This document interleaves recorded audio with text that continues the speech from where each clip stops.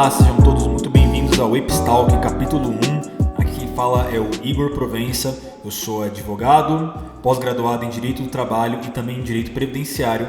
Porém, também sou um grande entusiasta aí da filosofia clássica e com base neste meu amor pela filosofia, eu criei este podcast, que nada mais será do que um podcast onde eu vou falar muito sobre questões contemporâneas e até mesmo coisas relacionadas aí à cultura pop, porém sempre relacionado, né, criando um paralelo com a filosofia clássica e também, claro, com a filosofia medieval, que são justamente as duas áreas aí da filosofia que, em particular, eu gosto bastante de estudar. E para começar esse nosso podcast, eu gostaria de tocar num assunto um pouco polêmico até, que é a questão do relativismo, né? Relativismo, para quem não sabe, né? Relativismo é a ideia de que não há uma verdade absoluta, né? Ou que a verdade de todos é igualmente absoluta e igualmente válida, né? Eu acho que todo mundo, em algum momento da sua vida aí, ao debater com alguém ou discutir, se deparou com a seguinte frase: mas é o seguinte, isso aí é a sua opinião, tá? E a sua opinião só é verdade para você. Para mim, a verdade é a minha opinião, portanto a verdade é relativa. O que é verdade para cada um é verdade para cada um e ponto final. E você não pode simplesmente chegar e impor a sua verdade sobre as demais. Eu tenho certeza absoluta que em algum momento você já escutou isso.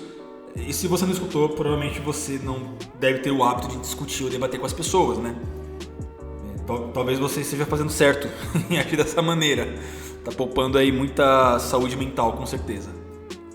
Mas qual que é a grande problemática desta afirmação, né? De que a verdade é relativa, ou de que não existe uma verdade absoluta, ou que o conhecimento de cada um é relativo para cada um, né? É verdadeiro apenas para aquele que crê e ponto final, ou que conhecimento é nada mais do que a sensação subjetiva de cada um. Enfim, são várias afirmações que tem por trás aí um princípio relativista. Um que eu adoro é quando, por exemplo, falam assim: não, mas isso é o que eu interpretei, tá? O que você está interpretando é uma interpretação sua, mas eu interpretei de uma forma diferente, entendeu? Entendeu? Tipo, como se a interpretação ela tivesse aí alguma natureza absoluta e incontestável, né? Mas então, qual que é então, afinal, o grande problema do relativismo? O grande problema do relativismo é que ele simplesmente impede as pessoas de progredirem intelectualmente, né? De buscarem o conhecimento.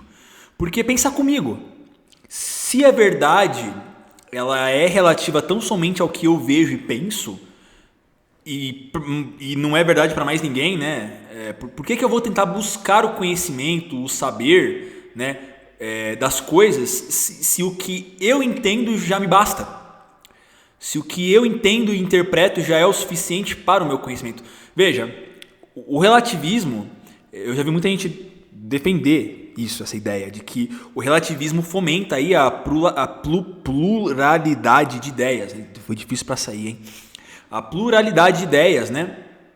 E o debate e a livre expressão de opinião e tudo mais. Só que na prática mesmo, o relativismo meio que bloqueia essa livre discussão, né? Essa suposta dialética aí defendida pelos modernos.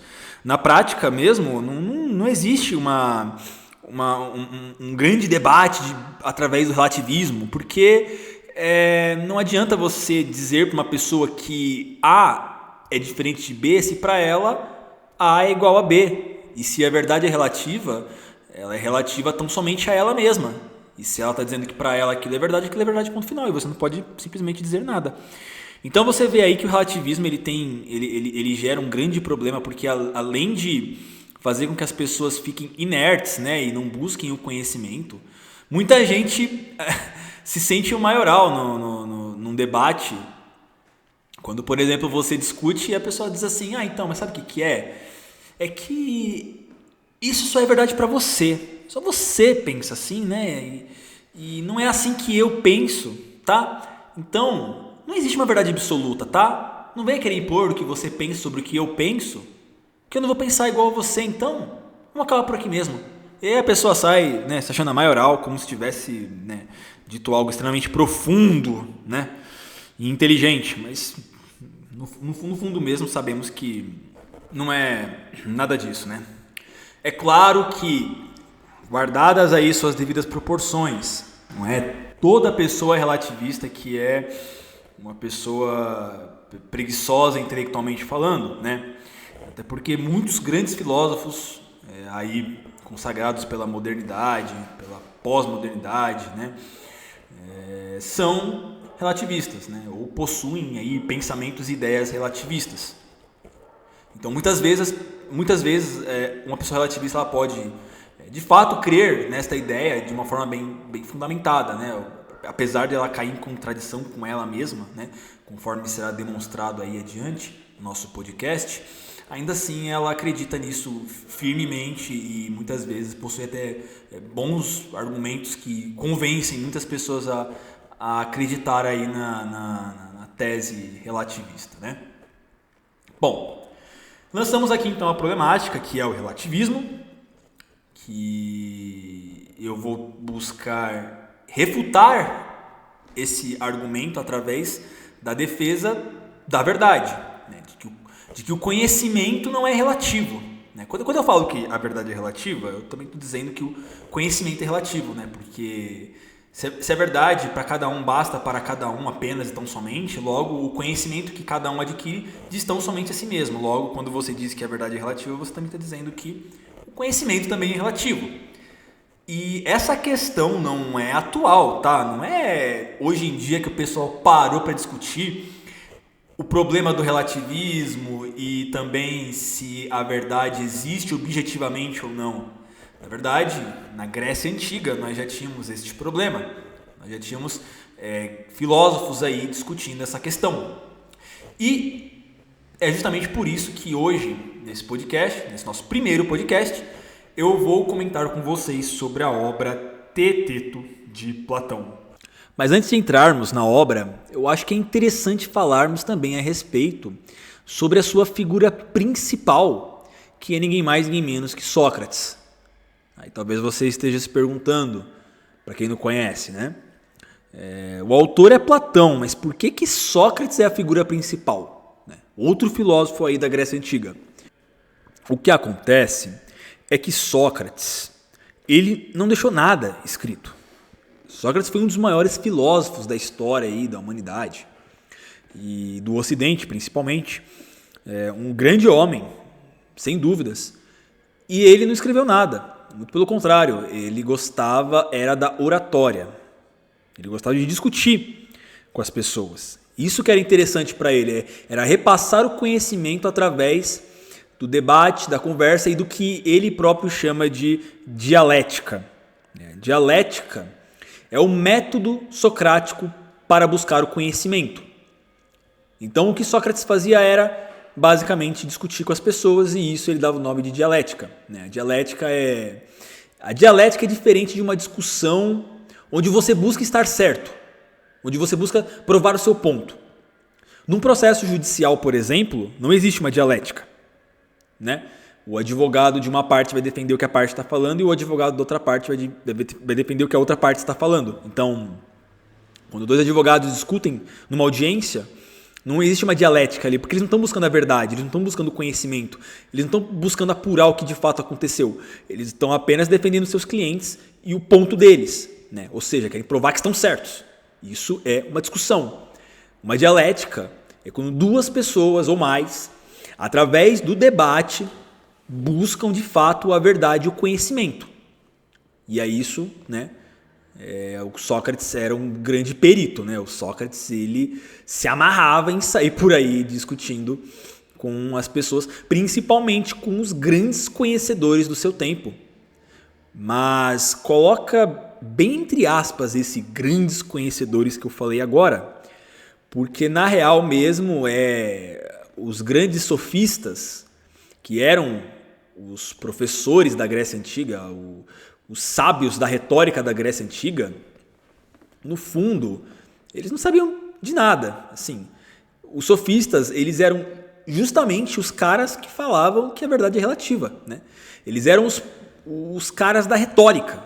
É o cara que falava bonito, sabe? Político que fala bonito e todo mundo gosta dele e vota nele porque ele fala muito bonito, porque ele diz coisas que as pessoas ficam admiradas. Então, os sofistas antigamente meio que eram especialistas nessa arte. E Sócrates detestava isso. Então, Sócrates buscou durante boa parte da sua vida trazer o conhecimento para as pessoas através da dialética, né? Que eu encontrei uma definição aqui melhor de dialética no dicionário, que vai fazer com que vocês talvez entendam melhor o que de fato é a dialética. Desculpem se eu não usei as palavras corretas, né? Eu sou só um entusiasta da filosofia, eu posso muitas vezes não usar as melhores definições, mas essa aqui é muito boa, essa aqui vai fazer vocês entenderem perfeitamente. Dialética, no platonismo, é um processo de diálogo, debate entre interlocutores comprometidos com a busca da verdade, através da qual a alma se eleva gradativamente das aparências sensíveis às realidades inteligíveis ou ideias. Beleza? Platão era um aluno de Sócrates. É graças a Platão que nós temos tantas informações dos feitos de Sócrates. Entendeu? Se não fosse pelo seu aluno, Platão, talvez nós nunca saberíamos quem foi esse cara aí chamado Sócrates.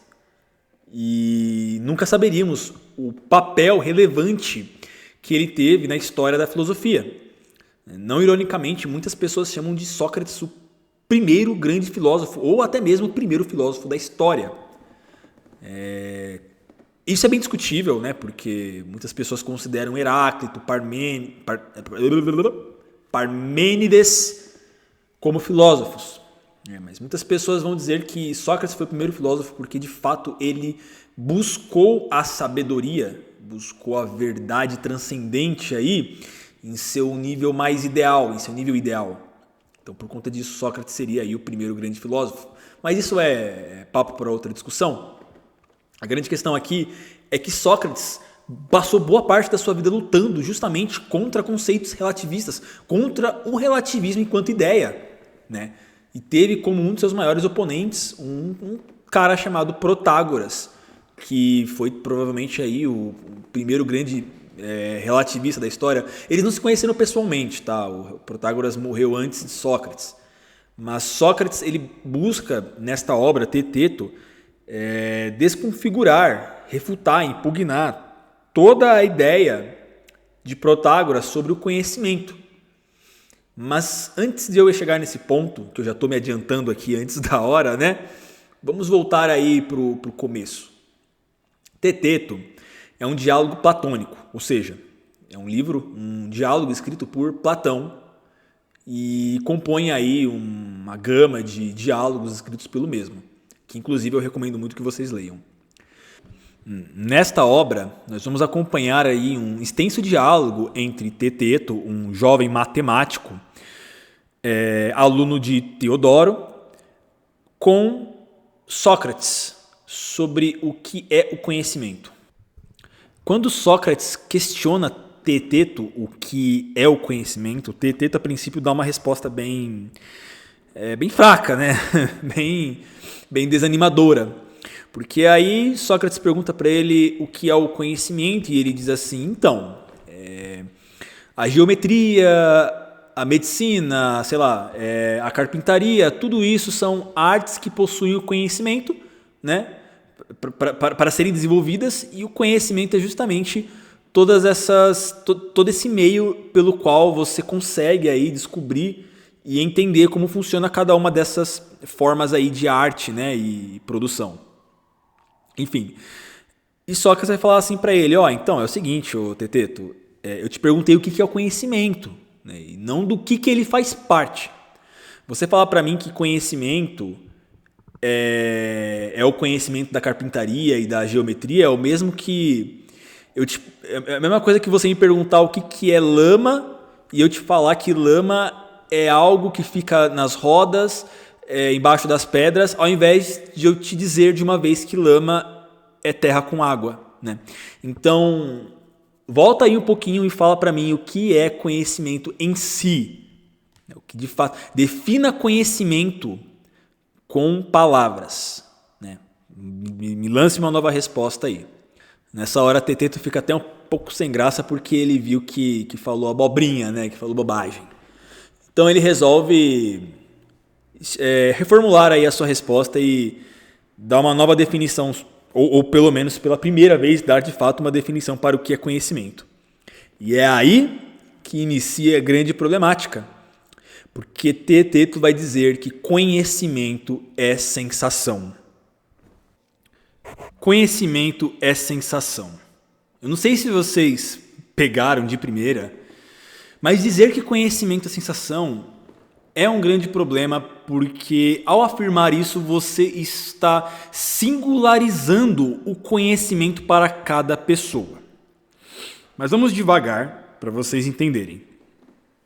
Quando o Teteto diz que conhecimento é sensação, ele meio que fala algo mais ou menos assim. Quando eu vejo a água, eu vejo ela através do meu olho, né? Através dos meus sentidos. Eu sinto a água através da visão. Quando eu ponho a mão na água, pelo meu tato, eu a sinto, né? E depois que eu a bebo, eu também a sinto. Então, assim, por meio dos meus sentidos, de visão, tato, cheiro, audição, né? Quando eu escuto a água, através dos meus sentidos eu a conheço. Logo, Teteto vai dizer que conhecimento simplesmente é percepção ou sensação, né? Algumas traduções dizem sensação, outras dizem percepção, outras traduções dizem as duas coisas em determinados momentos e outros, enfim. Basicamente, a primeira resposta de Teteto é essa, de que conhecimento é a percepção. Ou seja, conhecer algo seria entrar em contato com ele através dos sentidos. Sócrates então observa que os sentidos podem afetar diferentes pessoas de maneiras distintas, né? A mesma rajada de vento pode parecer quente para uma pessoa e fria para outra, né? Então, qual que é a temperatura? Quente ou frio, né? É mais quente ou menos frio? Se para mim é quente, para você é frio. E aí? Qual que é a verdade? Se para mim é frio e para você é gelado, logo, para mim é verdade que é frio e para você é verdade que é gelado. Quente. Eu falei frio e gelado naquela hora, né? Enfim. Se para mim é frio e para você é quente, é verdade para mim que é frio e é verdade para você que é quente. Logo, a verdade é relativa, né? A verdade, o conhecimento, ele é subjetivo, ele é relativo e ele é a sensação e percepção de cada um. Ou seja, é como se nós estivéssemos dizendo que o homem é a medida de todas as coisas, das coisas que são enquanto são e das coisas que não são enquanto não são. Tá, eu sei que você deve estar achando estranho eu ter metido essa frase altamente intelectual, mas ela não é minha, tá bom? Ela é de Protágoras, né? É de Protágoras que vai surgir a doutrina do conhecimento enquanto medida de cada homem. Então, o conhecimento é medido pela percepção de cada homem individualmente. Essa é a doutrina de Protágoras e esse é o argumento dele. Por isso que ele é, que nem eu falei agora há pouco, um dos primeiros grandes relativistas da história, né? Por afirmar isso. E por detrás de Protágoras está um outro filósofo aí pré-socrático que nós conhecemos como Heráclito, né? Heráclito é o cara que vai dizer que toda realidade se baseia no devir, que todas as coisas fluem, né?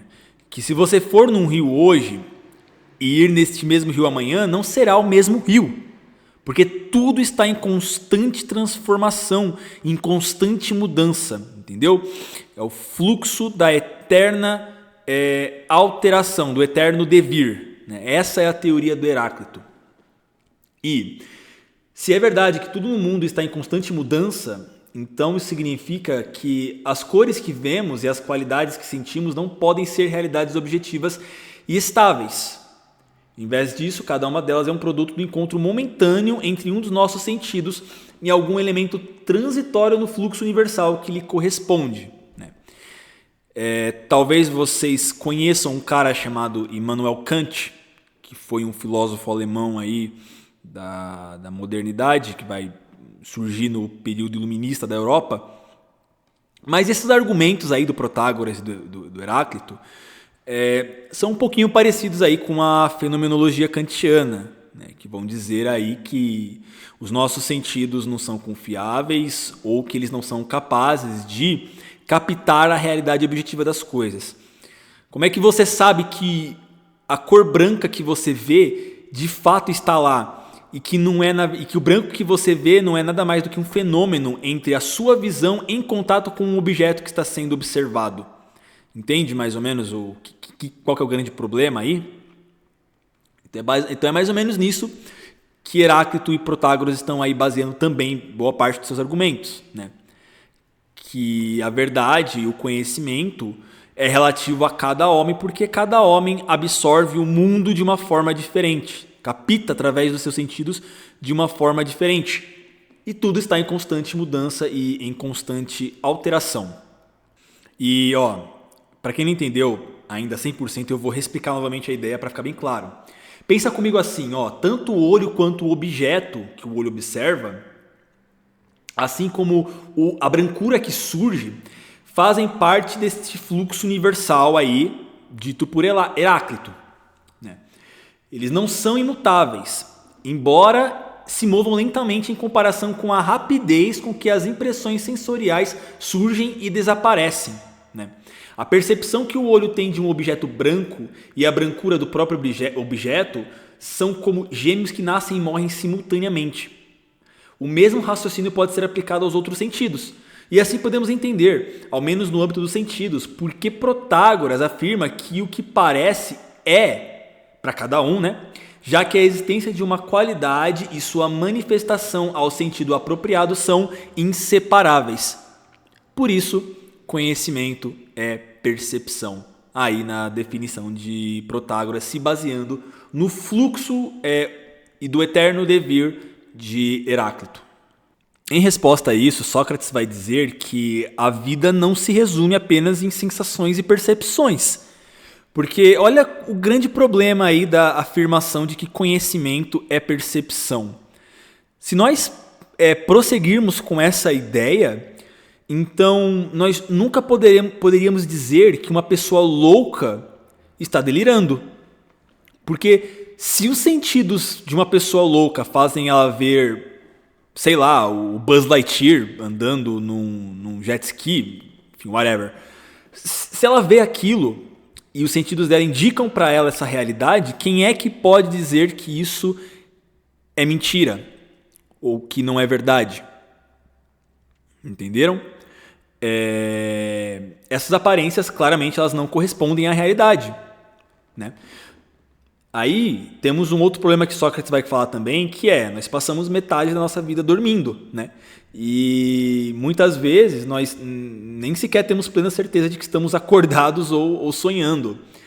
Então, como é que alguém pode afirmar que aquilo que lhe parece em determinado momento é realmente a verdade? O que o Sócrates está dizendo aqui, inicialmente, é que os nossos sentidos nos enganam. Muitas vezes os nossos sentidos podem nos enganar, né? As nossas percepções podem nos trazer ideias que não correspondem com a realidade. Isso é perfeitamente possível disso acontecer. Só que o Sócrates ele é um cara tão a favor da dialética, como eu já expliquei agora há pouco para vocês, que em defesa de Protágoras ele vai dizer o seguinte, né? Que ele pode apelar novamente a Heráclito. Então vamos supor que Sócrates fica doente e que o vinho doce lhe fica amargo, ele passa a ter um sabor amargo por estar doente, né? Eu acho que isso já deve ter acontecido com todo mundo, né? Você fica com uma febre aí, uma gripe, e aí o sabor da comida já não é tão bom quanto antes, né? Por conta disso. Segundo a descrição dada antes, a amargura está nascendo aí de dois progenitores, o vinho e aquele que está saboreando, ou seja, o Sócrates doente, que é um saboreador diferente do Sócrates saudável. Então, a sensação vai variar do Sócrates doente para o Sócrates saudável, entendeu? Logo, como cada pessoa tem sensações que estão constantemente a mudar, cada sensação é uma experiência única e irrepetível. Pode não ser verdade que o vinho é amargo, mas é verdade que é amargo para Sócrates, né? Você já começa a perceber aí que o Sócrates meio que está subindo degraus, porque a afirmativa anterior era de que cada um tinha a própria verdade. Agora já está falando o seguinte: cada um percebe a verdade de uma forma, e isso é incontestável, mas a verdade está lá. Por mais que o Sócrates doente saboreie o vinho de uma maneira diferente, o vinho doce ainda é doce, a verdade ainda está lá. Então, sutilmente, mesmo utilizando os argumentos dos seus próprios opositores, Sócrates vai criando aí uma construção em linha reta do argumento contra o relativismo. E isso é bem interessante. É uma coisa que, quando você lê Platão, você tem que prestar muita atenção para pegar no ar essas afirmações, entendeu? Mas vamos lá, né? Sócrates vai dizer o seguinte, então: será que todo conhecimento é mesmo percepção? Porque, por exemplo, quando você sabe de uma língua, né, de uma linguagem, você não simplesmente escuta os sons pronunciados, né? A gente pode fazer isso com qualquer língua que a gente não conhece. Eu posso começar a falar japonês na sua frente, que você vai estar percebendo o japonês, mas você não vai estar conhecendo ele, né? Existe algo além da percepção que faz com que você aprenda e entenda o que de fato é o japonês, né? Então, é verdade, evidentemente, que muitas vezes aprendemos algo. Por exemplo, que a Brasília é capital do Brasil, fica no centro do Brasil. Você pode ver Brasília com seus olhos, mas depois que você fecha eles e vai embora, você vai continuar sabendo que Brasília fica no centro do Brasil, né? É a capital do Brasil. Então a memória é um exemplo de conhecimento sem percepção. Mas aí vamos lá, né? Protágoras ainda pode vir dizer que é possível saber de algo e não saber ao mesmo tempo, quando, por exemplo, a gente coloca uma mão na frente de um dos olhos e aí nós tanto podemos ver a mão como não ver ao mesmo tempo, né? O que é uma analogia até que interessante, mas que não vai se sustentar por tanto tempo. Então, Sócrates vai dizer o seguinte, nestas palavras retiradas diretamente do diálogo: se a verdade para cada indivíduo é o que ele alcança pela sensação, se as impressões de alguém não encontram melhor juiz senão ele mesmo, e se ninguém tem autoridade para dizer se as opiniões de outra pessoa são verdadeiras ou falsas, formando, ao revés disso, cada um de nós, sozinho, suas opiniões, que em todos os casos serão justas e verdadeiras, de que jeito, amigo, Protágoras terá sido sábio a ponto de passar por digno de ensinar a outros de receber salários astronômicos? E por que razão teremos nós de ser ignorantes e de frequentar suas aulas, se cada um for à medida de sua própria sabedoria? Olha, eu não sei se vocês perceberam, mas Sócrates quebrou Protágoras no meio nessa hora. Bom, pelo menos na minha perspectiva é o que aconteceu aqui. Porque o que ele está falando basicamente para Protágoras é o seguinte: tá, se a verdade é relativa para cada um, por que você ensina? Veja, você ensinar algo pressupõe que você saiba de algo que outra pessoa não saiba, né? Mas se o que você sabe vale tão somente para você porque você é o único detentor desta percepção, o único que pode vislumbrá-la, por que você vai ensinar para alguém se ninguém mais pode compreender? Entendeu? Mas calma que Sócrates não acaba ainda.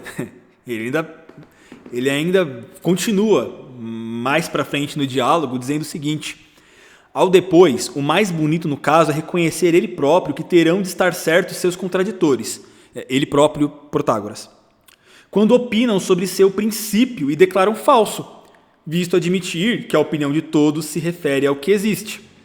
Então, ele confessa que sua opinião é falsa, uma vez declarada verdadeira a todos que afirmam estar ele em erro. E os outros admitem que estejam errados? Por óbvio que não. Ao passo que ele proclama estar em todos certos, de acordo com seus próprios escritos, de todo lado, pois, a contestação, a começar por Protágoras. Sim, principalmente por ele, visto aceitar como verdadeira a opinião dos que o contraditam. De onde vem que o próprio Protágoras admite que nem um cão, nem qualquer homem da rua não é medida de nada que não houvesse previamente estudado? Logo, se é contestada por todo mundo, a verdade de Protágoras não é verdadeira para ninguém, nem para ele próprio. Eu não sei se vocês chegaram a entender o que está sendo dito aqui. É como se Sócrates estivesse dizendo o seguinte: Protágoras, você está me falando que a verdade não existe, né? A verdade é relativa a cada um, né? O conhecimento é relativo a cada um. A verdade diz tão somente a cada pessoa o que ela acha, certo? A verdade não existe, então. Então me responda, isso é verdade? Entenderam? Porque se Protágoras diz que sim, é verdade, essa verdade diz tão somente a ele mesmo. Só é verdade para ele. Se para outra pessoa não é verdade, isso também é verdade, porque a verdade é relativa para cada um. Então Sócrates já enxerga aí, rapidamente, a grande contradição no argumento de que conhecimento é percepção e sensação. Protágoras poderia vir a dizer o seguinte, né? Ao passo que não é possível ensinar alguém de modo a que substitua os pensamentos falsos por verdadeiros, um professor pode fazer-nos substituir maus pensamentos por bons pensamentos, pois, apesar de todas as aparências serem igualmente verdadeiras, nem todas são igualmente boas, né? Então existe aí um fator qualitativo que Protágoras vai colocar na sua defesa. Então, um sofista como Protágoras, ele pode fazer um aluno estar em um melhor estado, né? Tal como um médico pode curar Sócrates doente e lhe torná-lo saudável, de tal maneira que o seu paladar, que antes estava afetado pela doença, agora está melhor e pode apreciar o sabor doce do vinho, né? Esse seria o argumento aí do Protágoras. Em resposta a isso, Sócrates recorre ao argumento de Demócrito para demonstrar que a doutrina de Protágoras se contradiz novamente. Sócrates vai mostrar que Protágoras se contradiz diversas vezes. Porque parece ser uma verdade universal que alguns indivíduos têm mais conhecimento em diversas áreas de especialidade do que outros, né? Um advogado claramente vai ter muito mais entendimento da lei do que um leigo que nunca pisou numa faculdade de direito, né? Portanto, isso deve ser considerado verdadeiro para todos. A maioria das pessoas acredita que a tese de Protágoras é falsa. Sendo assim, essa deve ser mais falsa do que verdadeira, já que há mais pessoas que não acreditam nela do que aquelas que acreditam. A teoria de Protágoras pode parecer bem fundamentada quando aplicada à percepção sensorial, mas ela se torna bastante improvável quando é aplicada a diagnósticos médicos ou previsões políticas. Ou seja, um homem pode ser a medida do que é, mas mesmo no campo das sensações, ele não é a medida do que será. Entendeu? Um médico sabe melhor do que o paciente se ele terá febre. Um comerciante de vinhos sabe melhor do que o consumidor. Ele sabe melhor do que o consumidor se o vinho se tornará doce ou seco. Então você vê aí que, mais uma vez, Protágoras ele se engana. Porque o professor de medicina que ensina ao seu aluno o que é a medicina, o que é a saúde, ele não está ensinando o que é a saúde para si, o que é a medicina para si, mas o que é a medicina e a saúde objetivamente falando. Entendeu?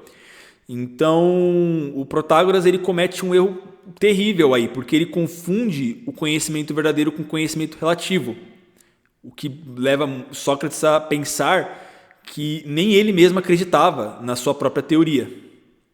Então, Sócrates vai aproveitar para mostrar que até mesmo no ponto onde a teoria do Protágoras é tão forte, ela também é muito vulnerável, porque toda a tese de Protágoras se baseia na tese do fluxo universal de Heráclito, né? Que tudo está constantemente a mudar. Lembra que eu expliquei? Então, isso se aplica tanto no movimento local ou quanto uma alteração qualitativa. Por exemplo, eu pego uma banana e eu jogo ela se moveu. Eu deixo a banana num lugar por meses, ela vai mudar com o tempo, ela vai ficar preta, ela vai estragar, ela vai mofar. Então, assim, o movimento aqui, filosoficamente falando, não é só movimento de ir de um lugar para o outro, mas movimento também no sentido de existir aí uma alteração, né? É translação e alteração, né? Você se move quando muda, qualitativamente falando, mas se move também quando vai de um lugar para o outro. É basicamente isso. Então, se uma coisa permanece no mesmo lugar, a gente pode dizer que ela muda qualitativamente. E se a gente tem uma cor constante, podemos descrever que ela se move de lugar para lugar. Mas se ambos os tipos de mudança têm lugar simultâneo, eles ficam reduzidos ao silêncio. Ou seja, nós nunca poderíamos dizer que uma coisa está se movendo ou está se alterando. Porque, vamos lá, quando Heráclito diz que tudo se move constantemente, significa que tudo se move em todos os sentidos possíveis.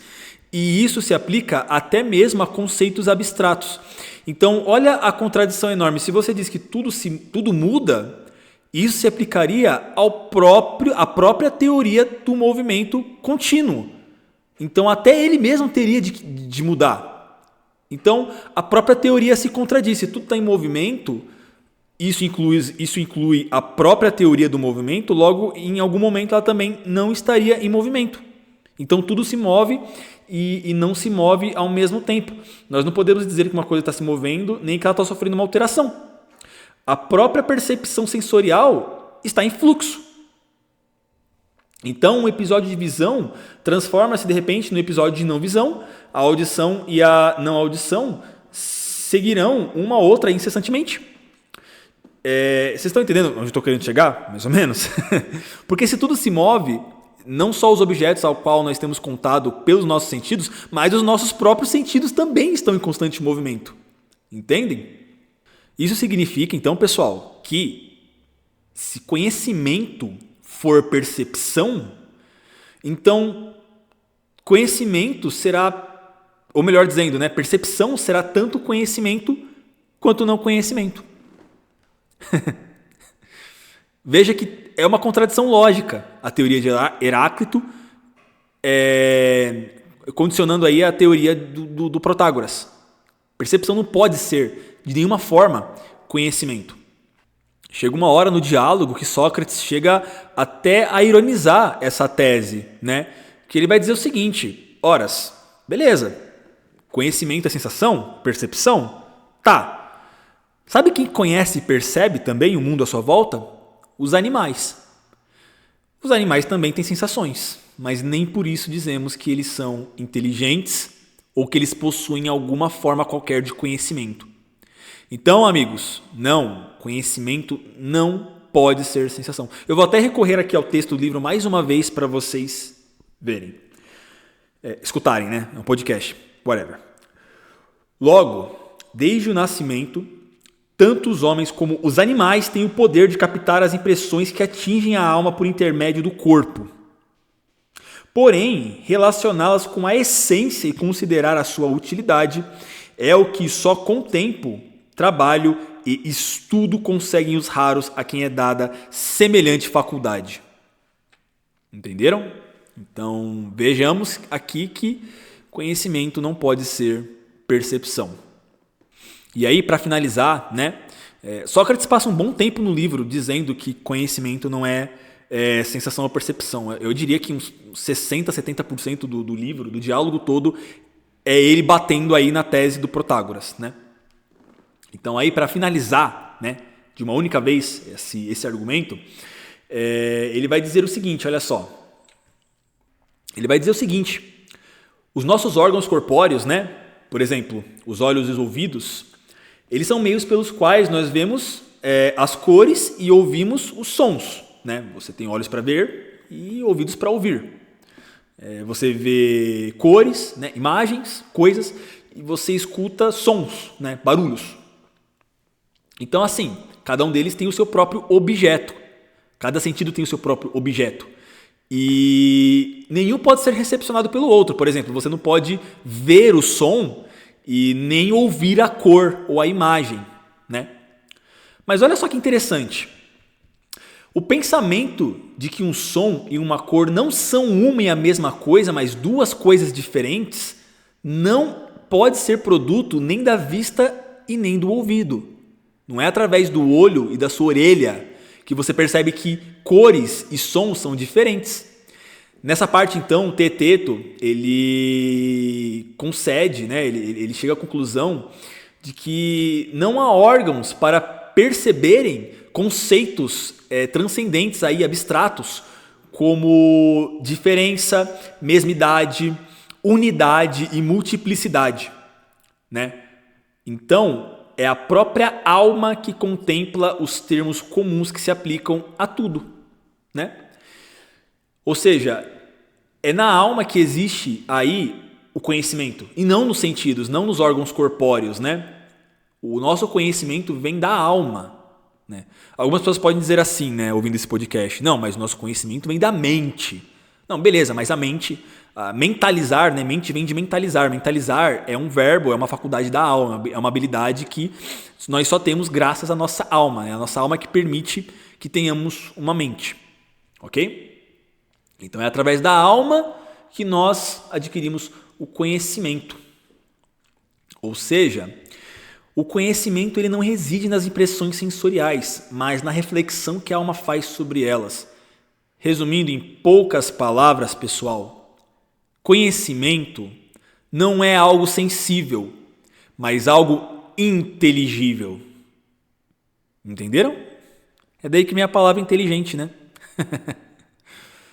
E para ilustrar para vocês essa ideia, eu vou citar mais uma vez um trecho aqui do livro, do diálogo, que explica isso muito bem. Sócrates, tomemos um pequeno exemplo a fim de compreenderes todo o meu pensamento. Aqui temos 6 ossinhos de jogar. Se ao seu lado pusermos mais 4, diremos que esses 6 são mais de 4, por ultrapassá-los de metade. Mas se pusermos 12, então serão menos, a saber, a metade justamente. Não se pode empregar qualquer outra linguagem. Ou será que pode? Teeteto, de jeito nenhum. Sócrates. Ora bem, se Protágoras ou outro qualquer te perguntasse, possível, Teeteto, tornar-se maior ou mais numerosa alguma coisa sem vir a ser aumentada, como responderias a ele? Teeteto. Se eu tivesse, Sócrates, de dizer o que penso, tomando apenas essa pergunta em consideração, responderia que não é possível. Sócrates, muito bem, amigo, por era, devidamente respondido. Porém, acho que se tivesse dito que sim, confirmaria aquilo que Eurípides. Nossa língua fica salvo de censura, não o espírito. Então veja bem, pessoal, não tem como a percepção te dizer que mais é mais quando evidentemente temos menos. Se eu colocar 2 copos de um lado e um do outro, obviamente que você vai saber que onde tem 2, tem mais do que onde tem 1, né? Ainda que você possivelmente não enxergue os 2, se você mentaliza uma quantidade de um lado e uma quantidade do outro, não tem como você negar que onde há uma quantidade maior, há mais, e onde há uma quantidade menor, há menos. Entenderam? Então isso significa que operações matemáticas, por exemplo, são uma manifestação do nosso conhecimento que independe das nossas percepções, mas residem em algum outro lugar na nossa alma. É claro que nesse livro Sócrates ele não vai falar de uma das suas maiores teorias, que é o mundo das ideias e também a teoria da reminiscência, mas está implícito ali que ele está tentando chegar no mundo das ideias, né? Um exemplo mesmo nesse diálogo que eu acabei de citar aqui para vocês, né, na íntegra, são os números e a matemática. Porque você não pode vislumbrar o 1, o 2, o 3, né, por meio da sensação. Você apenas, de maneira intelectiva, os concebe em sua mente, né, em seus pensamentos. Entendem? Essas questões de quantidade residem num ideal, né? Num mundo um mundo que transcende o mundo material. Você nunca vai ver o número 1, o número 2 andando por aí. Mas você não pode negar que existem quantidades maiores e menores. E isso independe de qualquer sensação ou percepção da realidade. Então, Sócrates ele refuta Protágoras e Heráclito. Em poucos argumentos ele refuta duas grandes teorias da sua época, né? Duas grandes doutrinas. Ele refuta a ideia de Protágoras quanto à inconsistência e à relatividade. Que se a percepção é o critério da verdade, então as percepções podem variar de pessoa para pessoa. Isso implica que a verdade seria relativa e contraditória, uma vez que as pessoas podem ter percepções diferentes sobre a mesma coisa. Exemplo, se duas pessoas percebem uma temperatura de maneira diferente, isso significa que a temperatura seria diferente para cada uma, o que é logicamente incoerente, pois sabemos que a temperatura tem um nível objetivo. Entenderam? E também chegamos aí no problema da coerência, que Sócrates usa o exemplo de percepções conflitantes para mostrar que cada percepção é verdadeira para quem a tem. Então a ideia de uma verdade universal e objetiva se torna impossível. Se a verdade é relativa à percepção individual, a comunicação e o entendimento entre pessoas seriam impossíveis, pois não haveria uma base comum para a discussão, né? Que foi o que eu comentei no início do nosso podcast. Do outro lado, ele também consegue refutar Heráclito. Por quê? Através da instabilidade da percepção. Porque Sócrates aponta que se tudo está em constante mudança, então a percepção também seria instável. Logo, não poderia ser confiável, não poderíamos usar a percepção como critério para conhecimento. Se a realidade está em fluxo contínuo, nossas percepções mudariam constantemente e poderiam ser contraditórias.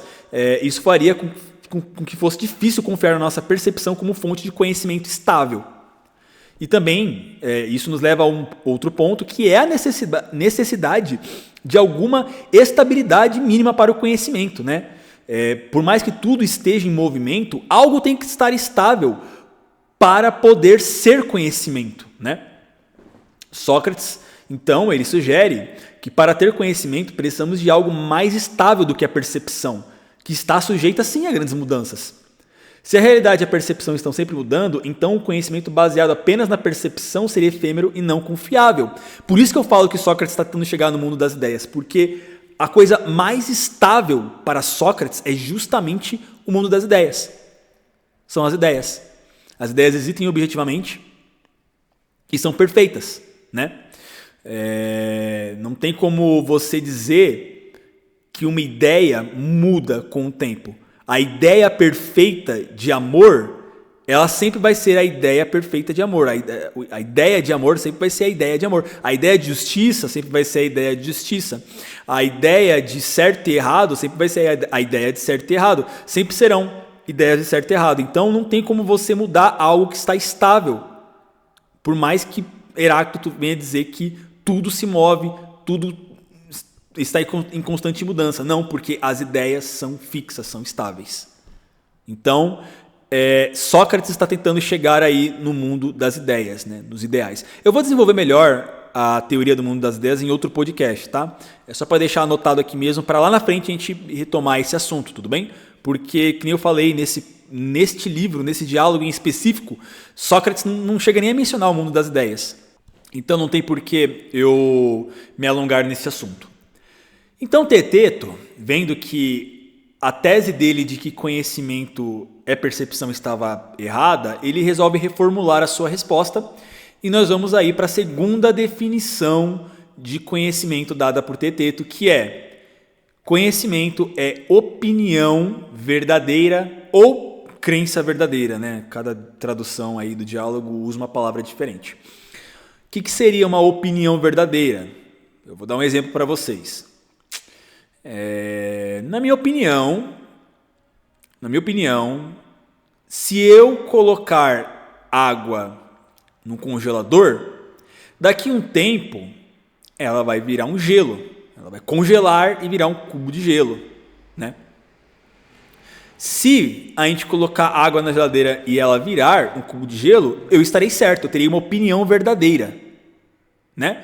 Logo, se eu tenho uma opinião, uma ideia, ideia não, né? Uma crença a respeito de algum assunto e esse assunto corresponde com a realidade, isso de fato acontece, logo eu tenho opinião verdadeira e conhecimento para teteto, é isso. O problema é que Sócrates vai dizer que isso também não pode ser conhecimento por um motivo. Vamos lá. Eu disse que se eu colocar água no congelador, essa água virará gelo. Pô, maneiro, Igão, é isso aí, isso tá totalmente correto.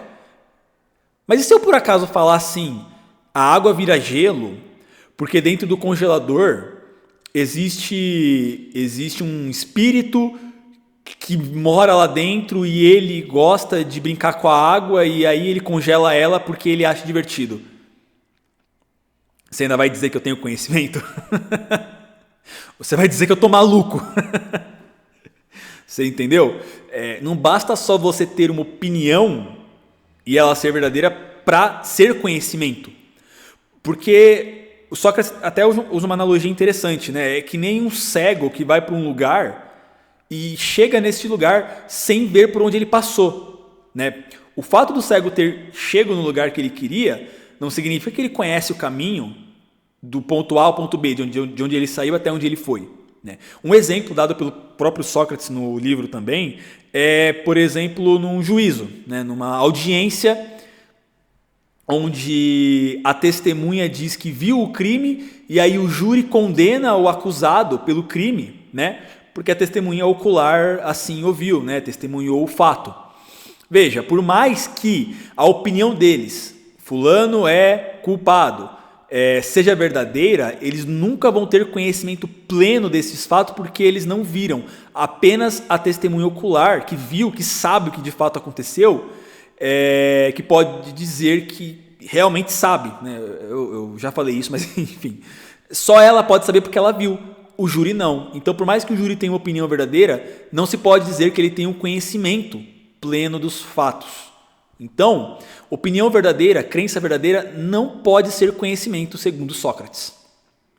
Então, Teteto vai aí usar a última definição de conhecimento que ele tem para argumentar, né?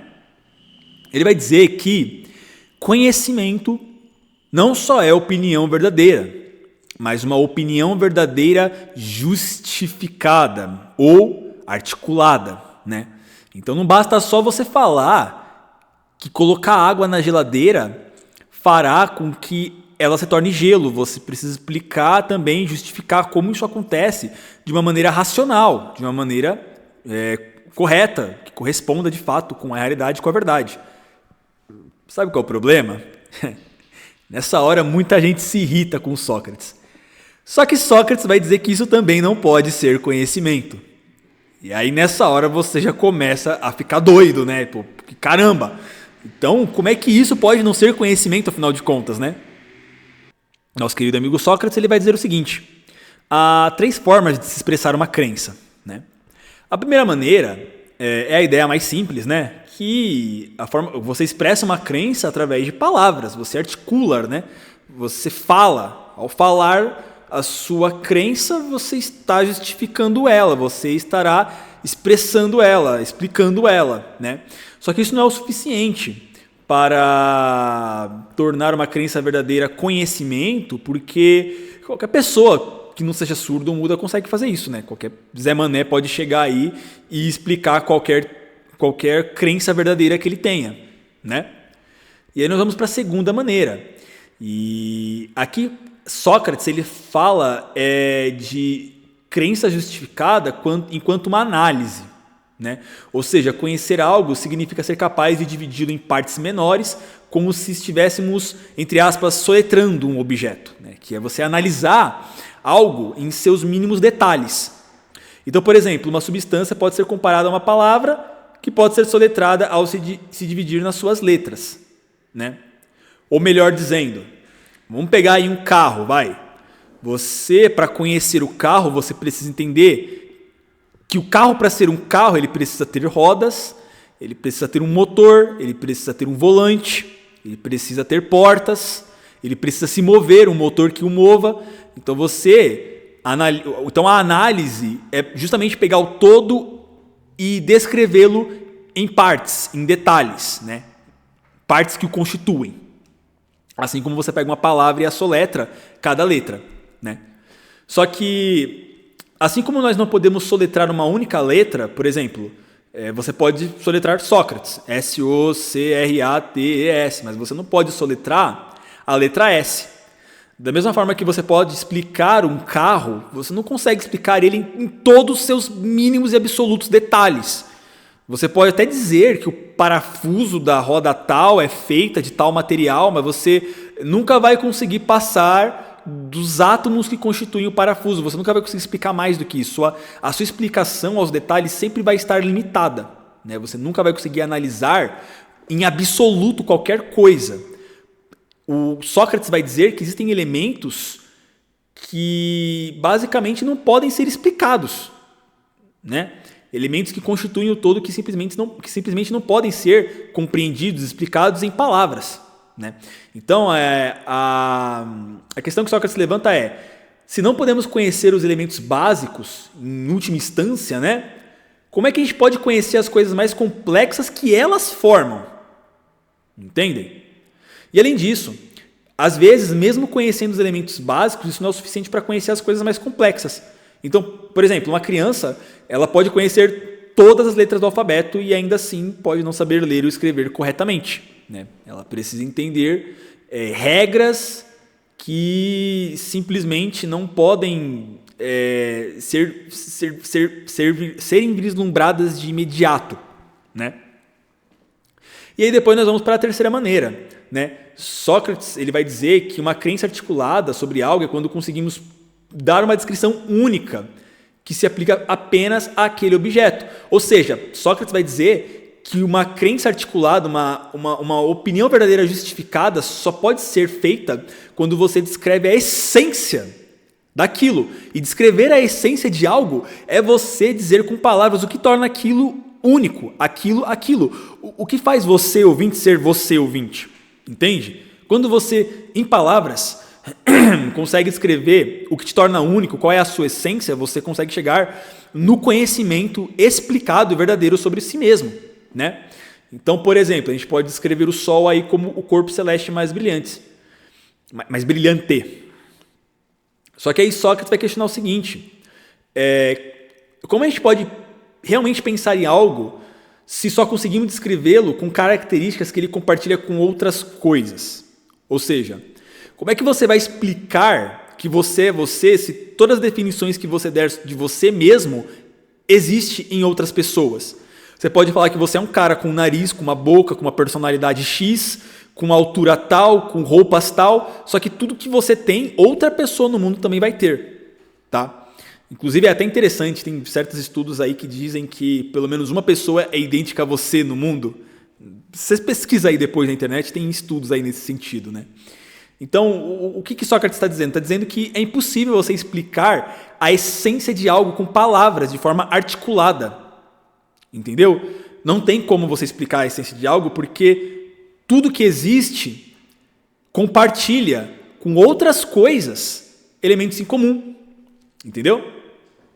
Então, Sócrates ele está examinando diferentes maneiras de como podemos expressar ou articular nossas crenças. Só que aí ele mostra que simplesmente ser capaz de falar ou descrever algo não é o suficiente para se ter conhecimento verdadeiro. A análise de algo em partes menores pode ser limitada, ou melhor, sempre é. Então sempre será insuficiente. E mesmo a tentativa de descrever algo de forma única pode falhar se a descrição não for realmente exclusiva, se não pegar a essência da coisa. Então isso leva Sócrates a questionar o que realmente significa conhecer algo, mostrando que conhecimento é algo bem mais complexo do que simplesmente articular uma crença. E aí o livro acaba aí, né? O livro acaba aí com essa coisa chocante que o leitor é pego desprevenido, porque a gente lê acreditando que eles vão conseguir chegar na ideia, na definição perfeita de o que é conhecimento. Só que eu gosto de interpretar esse livro e dizer que na verdade a ideia nunca foi chegar ao que é conhecimento, mas a ideia de Sócrates era chegar ao que não é conhecimento. A ideia de Sócrates era justamente desmistificar o relativismo, porque Na filosofia de Sócrates e Platão, especialmente em suas obras aí posteriores, como Sofista, República, né? É óbvio que o conceito de conhecimento ele é expandido e refinado, né? Só que a ideia desse livro não era essa. A ideia desse livro era justamente dizer o que não é conhecimento. Entendeu? O Platão, através do seu diálogo, ele desenvolve a ideia de que conhecimento é mais do que crença verdadeira ou justificada, né? Ele deve também envolver uma forma de compreensão ou percepção das formas ou ideias, que nos leva aí à teoria das ideias. Entenderam? Platão ele apresenta a teoria das formas, ou teoria das ideias, como você preferir chamar, justamente como uma solução para essa questão do conhecimento. Porque para Platão e Sócrates, o verdadeiro conhecimento não é apenas uma crença verdadeira ou justificada, mas é uma compreensão das formas ou ideias eternas e imutáveis. Essas formas que residem no mundo das ideias são a verdadeira realidade.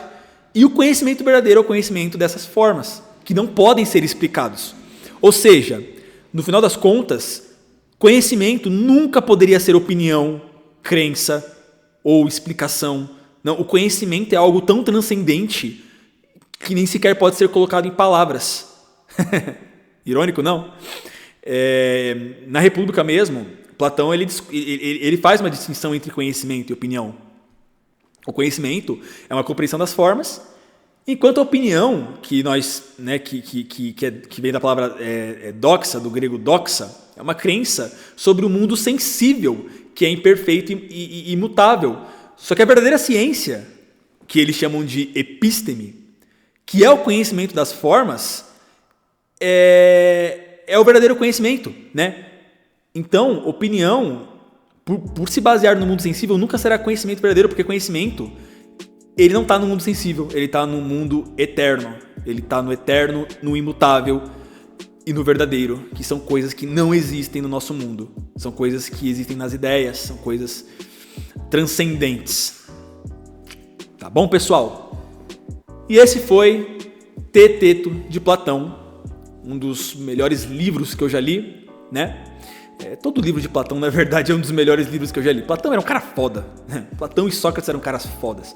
Ainda vou falar muito sobre eles aqui no nosso podcast. Então é isso, basicamente. Por que a verdade não é relativa? Porque o conhecimento não é relativo. Porque o conhecimento, ele não está nas percepções pessoais de cada um, mas está além disso. Essa questão do relativismo eu também vou tratar em outros podcasts, tá? Eu não vou acabar o assunto por aqui. Esse podcast meio que foi mais uma introdução para o tema, tá bom? Então, se você gostou do nosso primeiro capítulo do Epstalk, por favor, não deixe de se inscrever aí no nosso canal do YouTube, curtir o vídeo, comentar, né? Se manifestar aí de alguma forma, comentar para dar um impulsionamento no algoritmo. Também não deixar de escutar esse nosso podcast no Spotify aí, e em outras plataformas de áudio que eu vou deixar na descrição bonitinho para vocês estarem acessando, tudo bem? Então é isso, muito obrigado aí pela atenção de vocês, logo a gente se vê no nosso próximo Epstalk. Falou, pessoal, um abração e até logo.